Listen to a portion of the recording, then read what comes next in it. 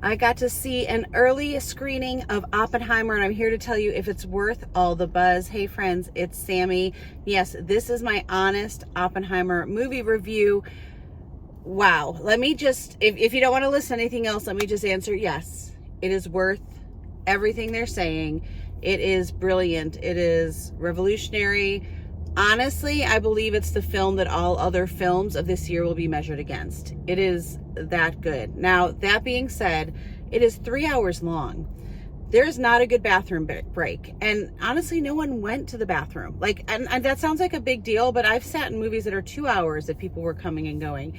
There is no good stopping place for this. And it is, sometimes it's a little bit of sensory overload. And honestly, if you have someone that's sensitive to light and sound, this may not be the film for you or for them.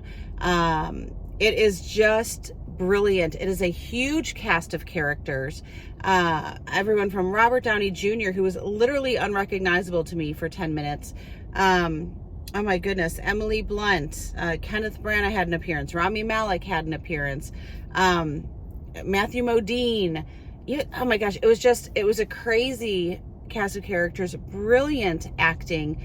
And it was just, whenever you have something that's based on a real story, it's always interesting to see, like, can you make the story intriguing enough for those of us that know what happened? Now, obviously this happened before most of us were alive, or at least in the, we're talking about the 40s and 50s, really, when the main crux of this was taking place. And it is just masterfully written. The cinematography was excellent. The score, every beat, every note, it encapsulated every bit of tension and highs and lows. Now, there is nudity in it. There are a couple of sex scenes, which I was not expecting in a movie about the atomic bomb. So just, again, there was a child that was probably 7 behind me. Not sure why. But I was like, oh, didn't think they were expecting to see like breasts on the IMAX screen. So just know that that's there if you have smaller children that are World War II aficionados, that they might not. Anyway, we'll leave it at that.